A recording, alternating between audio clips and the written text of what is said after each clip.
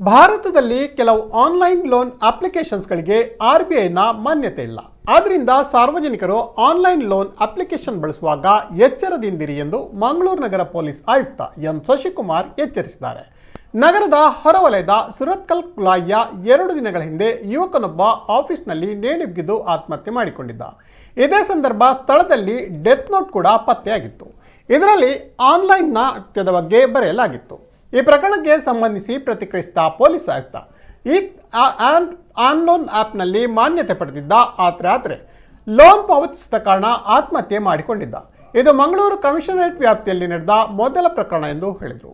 ಸಾರ್ವಜನಿಕರು ಇಂತಹ ಆ್ಯಪ್ಗಳ ಬಗ್ಗೆ ಬಳಸುವಾಗ ಎಚ್ಚರದಿಂದಿರಿ. ಸರಿಸುಮಾರು 600 ಲೋನ್ ಆ್ಯಪ್ಗಳಿವೆ. ಇಂತಹ ಆ್ಯಪ್ಗಳನ್ನು ಡೌನ್ಲೋಡ್ ಮಾಡಿಕೊಳ್ಳುವಾಗ ಕಾಂಟ್ಯಾಕ್ಟ್ಸ್, ವಾಟ್ಸಪ್ನಲ್ಲಿ ಲಿಸ್ಟ್ ಸೇರಿದಂತೆ ಹಲವು ಆಕ್ಸೆಸ್ಗಳನ್ನು ಕೇಳುತ್ತದೆ. ಹಣದ ಆಸೆಗೆ ಇಂತಹ ಆಕ್ಸೆಸ್ಗಳನ್ನು ಕೊಟ್ಟ ನಂತರ ಕಂಪನಿಗಳು ಕಿರುಕುಳವನ್ನು ನೀಡುತ್ತವೆ. ಇಂತಹ ಆ್ಯಪ್ಗಳನ್ನು ಬಳಸುವಾಗ ಎಚ್ಚರಿಕೆಯಲ್ಲಿರಿ ಎಂದು ಹೇಳಿದ್ದಾರೆ.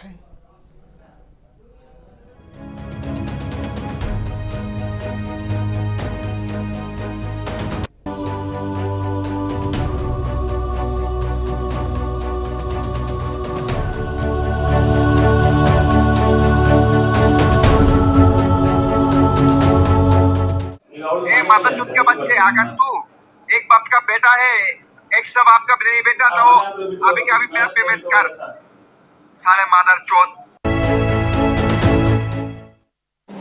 ಮಂಗಳೂರು ನಗರ ಕಮಿಷನರೇಟ್ ವ್ಯಾಪ್ತಿಯ ಸುರತ್ಕಲ್ ಪೊಲೀಸ್ ಠಾಣಾ ವ್ಯಾಪ್ತಿಯಲ್ಲಿ ಕುಳಾಯಿ ಅಂತ ಒಂದು ಏರಿಯಾ ಬರುತ್ತೆ. ಅಲ್ಲಿ ಒಂದು ಆಫೀಸ್ ಸ್ಪೇಸಲ್ಲಿ ಸುಶಾಂತ್ ಅನ್ನುವಂಥ ಸುಮಾರು 25 ವರ್ಷದ ಹುಡುಗ ಒಬ್ಬ ತಾನು ಉಪಯೋಗಿಸ್ತಿದ್ದಂಥ ಟವಲನ್ನು ಯೂಸ್ ಮಾಡಿ ಹ್ಯಾಂಗ್ ಮಾಡಿಕೊಂಡು ಒಂದು ಡೆತ್ ಆಗಿದೆ.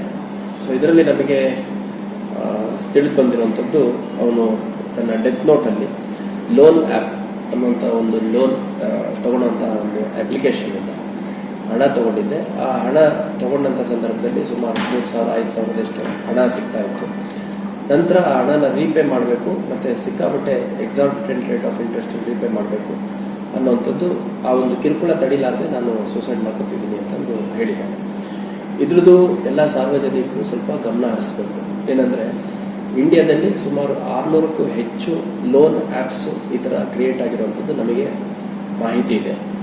ಆಮೇಲೆ ಈ ಆ್ಯಪ್ಗಳಲ್ಲಿ ಏನು ಮಾಡ್ತಾರೆ, ಪ್ಲೇಸ್ಟೋರಲ್ಲಿ ಈ ಆ್ಯಪ್ಗಳಿರುತ್ತೆ. ಬೇಸಿಕಲಿ ಮೊದಲು ಚೈನಾ ಆ್ಯಪ್ ಇತ್ತು, ನಂತರದಲ್ಲಿ ಇಂಡಿಯನ್ ಮೂಲದಲ್ಲೂ ಕೂಡ ಕೆಲವು ಆ್ಯಪ್ಗಳನ್ನು ಡೆವಲಪ್ ಮಾಡಿದ್ದಾರೆ.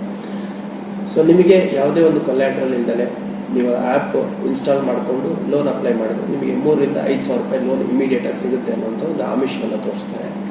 ಆ ಪ್ಲೇಸ್ಟೋರಲ್ಲಿ ನೀವು ಆ್ಯಪ್ ಡೌನ್ಲೋಡ್ ಮಾಡೋಂಥ ಸಂದರ್ಭದಲ್ಲಿ ಸಾಕಷ್ಟು ಪರ್ಮಿಷನ್ಸನ್ನು ಕೇಳುತ್ತೆ. ಆ ಅಪ್ಲಿಕೇಶನಲ್ಲಿ ಕಾಂಟ್ಯಾಕ್ಟ್ಸಿಗೆ ಆಕ್ಸೆಸಬಿಲಿಟಿ ಕೊಡಿ, ನಿಮ್ಮ ಗ್ಯಾಲರಿಗೆ ಆಕ್ಸೆಸಬಿಲಿಟಿ ಕೊಡಿ, ಕ್ಯಾಮರಾಗೆ ಆಕ್ಸೆಸಬಿಲಿಟಿ ಕೊಡಿ, ವಿಡಿಯೋಗೆ ಆಕ್ಸೆಸಬಿಲಿಟಿ ಕೊಡಿ, ಮತ್ತು ನಿಮ್ಮ ವಾಟ್ಸಪ್ ಚಾಟ್ಗಳಿಗೆ ಆಕ್ಸೆಸಬಿಲಿಟಿ ಕೊಡಿ.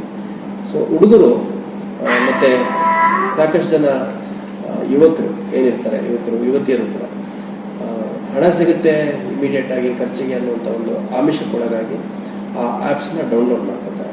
ಡೌನ್ಲೋಡ್ ಮಾಡಿದಂಥ ಸಂದರ್ಭದಲ್ಲಿ ಏನೆಲ್ಲ ಎಕ್ಸೆಸ್ಗೆ ನಾವು ಪರ್ಮಿಷನ್ ಕೊಟ್ಟಿರ್ತೀವಿ ಅದನ್ನು ಮಿಸ್ಯೂಸ್ ಮಾಡಿಕೊಂಡು ನಂತರದ ದಿನಗಳಲ್ಲಿ ಟಾರ್ಚರ್ ಸ್ಟಾರ್ಟ್ ಮಾಡ್ತಾರೆ.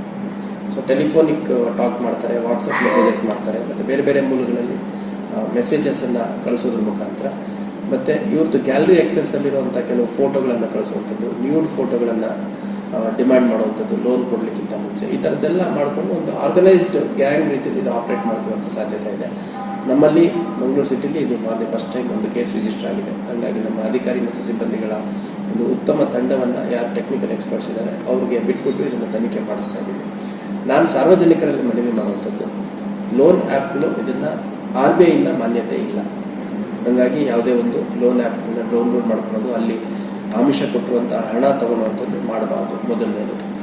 ಎರಡನೇದು, ತಮ್ಮ ಯಾವುದೇ ಒಂದು ಪರ್ಸನಲ್ ಡೀಟೇಲ್ಸ್ಗೆ ಕಾಂಟ್ಯಾಕ್ಟ್ ನಂಬರ್ ಇರ್ಬೋದು ಅಥವಾ ಬೇರೆ ಏನೇ ಒಂದು ಇನ್ಫಾರ್ಮೇಷನ್ ಇರ್ಬೋದು, ಅದಕ್ಕೆ ಆಕ್ಸೆಸ್ ಕೊಡಲಿಕ್ಕೆ ಪರ್ಮಿಷನ್ ಕೊಡಬಾರ್ದು.